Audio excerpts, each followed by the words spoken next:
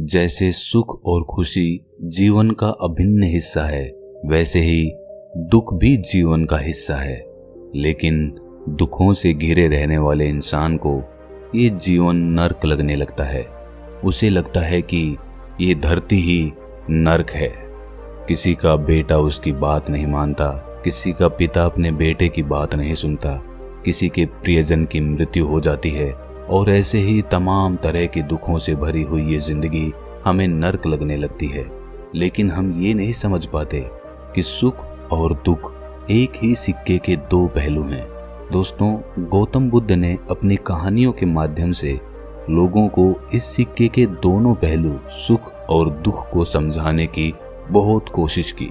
तो हम भी एक ऐसी ही कहानी के माध्यम से आपको इस सिक्के के दोनों पहलू समझाने की कोशिश करेंगे। जिस तरह मैं अपनी कहानियों के माध्यम से दुनिया में मोटिवेशन फैलाता हूँ, वैसे ही आपका सब्सक्राइब करना मुझे मोटिवेशन देता है। लेने और देने का ये सिलसिला जारी रहे, इसीलिए दोस्तों इस चैनल को सब्सक्राइब ज़रूर कर लें। तो चलिए कहानी शुरू करते हैं। एक बार गौतम बुद्ध एक नगर से गुजर रहे थे। रास्ते में उन्होंने एक बच्चे को देखा जो अपने घर के आंगन में खेल रहा था और उसकी माँ कुछ काम कर रही थी। तभी उस बच्चे की माँ ने बुद्ध को देखा और उन्हें प्रणाम किया और फिर कहा, आप रुकिए बुद्ध, मैं आपके लिए कुछ लेकर आती हूँ। बुद्ध ने कहा, मेरा पात्र भरा हुआ है, मैं उतना ही लेता हूँ जितना मेरे पात्र में आता है, इसलिए आज मैं कुछ नहीं ले सकता।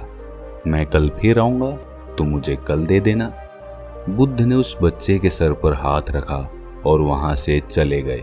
अगले दिन बुद्ध फिर उस स्त्री के पास आए। स्त्री बुद्ध को देखकर बेहद खुश हो गई और उन्हें एक पात्र में चावल भर कर देती है। बुद्ध ये स्वीकार कर लेते हैं। बुद्ध ने उस स्त्री को कुछ जड़ी बूटी दी और कहा, इसे चावल के बीच दबा कर रख देना और अपने बच्चे को इसका रस निकाल कर पिलाना, इस तरह वो स्वस्थ बना रहेगा। स्त्री ने उस जड़ी बूटी को रख लिया और बुद्ध उसके बाद वहां से चले गए। एक महीने बाद बुद्ध श्रावस्ती में संसार में व्याप्त प्राणियों की पीड़ा पर उपदेश दे रहे थे। तभी उस सभा में एक स्त्री अपने बच्चे को अपने गले से लगाए बुद्ध के पास पहुंची और बच्चे को बुद्ध के चरणों में रखकर बोली, हे बुद्ध, मौत क्या होती है, उसकी वेदना क्या होती है, ये आप मुझसे पूछो। मैं एक विधवा हूँ, मेरा पुत्र भी मुझे अब छोड़कर चला गया है, वो ना अब रोता है ना हंसता है। हे बुद्ध, क्या आपने मुझे नहीं पहचाना? बुद्ध ने उस बच्चे को अपनी गोद में उठाकर उस स्त्री से कहा, तुम्हारा पुत्र बहुत ही सुंदर है, मैंने तुम्हें कुछ जड़ी बूटियां दी थी, क्या तुमने उसे नहीं पिलाया? वो स्त्री बुद्ध के चरणों में गिरकर बोली, हे बुद्ध, मुझे माफ कर दें, वो जड़ी बूटियां मैंने फेंक दी थी, मैं आप पर विश्वास नहीं कर पाई। मुझे लगा कहीं वो जड़ी बूटियां मेरे पुत्र को हानि ना पहुंचा दे। गांव के कुछ लोग भी आपको पाखंडी और ढोंगी बताते थे। बुद्ध ने उस स्त्री को कहा कि क्या अब तुम्हें मुझ पर विश्वास है? स्त्री बोली, हाँ बुद्ध, मैं मेरे बेटे को ठीक करने के लिए हर जगह गई। तब किसी ने मुझसे कहा कि आप बुद्ध के पास जाओ, वो सबकी समस्या को दूर करते हैं, तुम्हारी समस्या को भी जरूर दूर कर देंगे। हे बुद्ध, आप मेरे बेटे को कृपया करके जीवित कर दें। बुद्ध ने स्त्री से कहा, जैसे जीवन सत्य है वैसे ही मृत्यु भी सत्य है, उसे स्वीकार करना चाहिए। स्त्री बोली, हे बुद्ध, आप मेरी वेदना नहीं समझ रहे हैं, मैं एक विधवा हूँ, मेरे जीने का इकलौता सहारा मेरा पुत्र था और अब वो भी मुझे छोड़कर चला गया। अब मैं किसके सहारे जीऊंगी? मुझे ज्ञान के बड़े उपदेश नहीं चाहिए, मुझे केवल मेरा पुत्र चाहिए। क्या आप उसे जीवित नहीं कर सकते? क्या आप मुझ पर रहम नहीं करेंगे? बुद्ध बोले, ठीक है, मैं तुम्हारे बेटे को अवश्य जीवित कर दूंगा, लेकिन उसके लिए तुम्हें सबसे पहले मेरा एक काम करना होगा। तुम्हें जाकर किसी एक घर से मुट्ठी भर पीली सरसों के दाने लाने हैं। वो स्त्री कहती है, ठीक है बुद्ध, मैं अभी लेकर आती हूँ। बुद्ध ने कहा, रुको, तुम्हें ये सरसों के दाने किसी ऐसे घर से लाने हैं जहां आज तक कोई मृत्यु ना हुई हो। वो स्त्री आंसू पोंछकर बोलती है, हे बुद्ध, मैं अभी लेकर आती हूँ। वो अपने बेटे को लेकर दौड़ती हुई गांव की तरफ जाती है। वहां उसने एक घर का दरवाजा खटखटाया। गृह स्वामी बाहर आया। उस स्त्री ने उस गृह स्वामी से एक मुट्ठी पीली सरसों के दाने मांगे। उस स्वामी ने स्त्री को सरसों के दाने दे दिए। वो खुशी खुशी दाना लेकर जा रही थी कि तभी उसे याद आया कि बुद्ध ने ऐसे घर से दाने लाने के लिए कहा था जहां किसी की भी मृत्यु ना हुई हो। स्त्री ने गृह स्वामी से पूछा, क्या तुम्हारे घर में किसी की मृत्यु हुई है? स्वामी ने कहा, हाँ, कुछ दिन पहले मेरे पिता की मृत्यु हुई थी। स्त्री ने दाने स्वामी को वापस कर किसी दूसरे घर पर जाने का फैसला किया।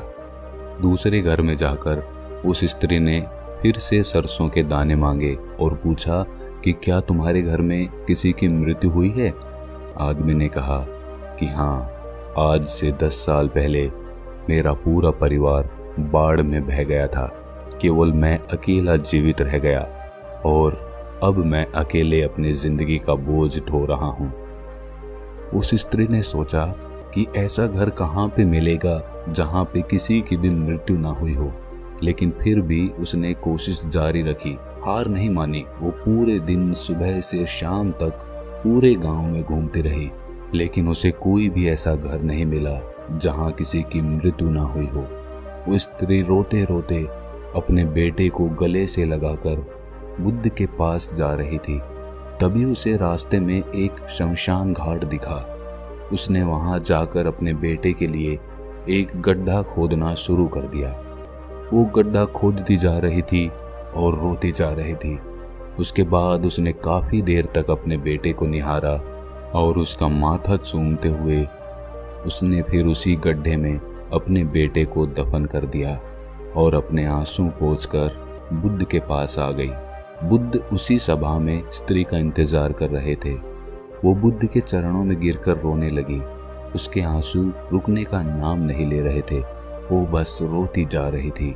जिसे जीवन मिला है उसे मृत्यु भी अवश्य मिलेगी, चाहे राजा हो या रंक, युवा हो या कोई वृद्ध, मृत्यु सभी को आनी है। वो स्त्री बुद्ध से बोली, हे बुद्ध, आप सच कहते हैं। पहले मुझे ऐसा लग रहा था कि मृत्यु का दर्द केवल मेरे अंदर ही है, लेकिन फिर मैंने देखा कि दुनिया में लोग मुझसे भी ज्यादा पीड़ा और दुख का अनुभव कर रहे हैं। इस पर बुद्ध कहते हैं, तुम्हारा बेटा कहीं नहीं गया है, वो तुम्हारे आसपास ही है, उसे महसूस करो। ये परम सत्य है। जब तक सृष्टि रहेगी दुख मनुष्य के साथ साथ चलता रहेगा और उसका कारण है मनुष्य का खुद के साथ किसी को बांध लेना। और जब तक वो रहेगा तब तक हमें दुख होता रहेगा, और जब तक ये मोह रहेगा तब तक हमें दुख होता रहेगा।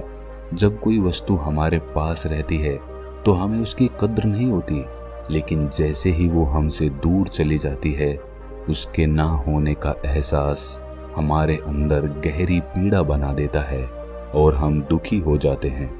हम जीवन को होश में नहीं जीते, इसीलिए मृत्यु होने पर हम रोते हैं, छटपटाते हैं, लेकिन उसे समझते नहीं हैं। वो स्त्री बुद्ध से कहती है, हे बुद्ध, ये तो सभी को पता है, लेकिन इससे मुक्ति कैसे पाएं? बुद्ध ने कहा, मुक्ति के लिए भी विवेक जगाना आवश्यक है। शांत हुए बिना विवेक नहीं जाग सकता। जब तुम शांत होकर सोचोगी तब तुम्हें लगेगा कि मृत्यु परम सत्य है। तब तुम्हें लगेगा जैसे जन्म होता है वैसे ही मृत्यु भी जीवन का परम सत्य है। सुख और दुख दोनों को होश में देखने के बाद तुम्हें अनुभव होगा कि ये दोनों ही एक ही सिक्के के दो पहलू हैं। और जब तुम्हारा मन इस चेतना से भर जाएगा तब तुम ये जान और समझ पाओगी कि जन्म और मृत्यु मिलन और वियोग नहीं है, एक ही होते हैं। वो स्त्री बुद्ध से बोली, हे बुद्ध, आपने मुझे एक नया रास्ता दिखाया है। मुझे अब तक मेरे पुत्र के जाने के बाद अपना जीवन व्यर्थ लग रहा था, लेकिन अब मुझे जीवन का मोल समझ आ गया है। जो रास्ता आपने मुझे दिखाया है, अब मैं उसी पर चलूंगी।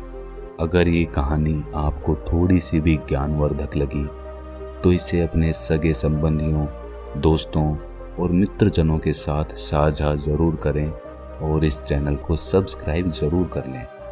तो मिलते हैं अगली किसी कहानी में। तब तक के लिए ध्यान करते रहिए।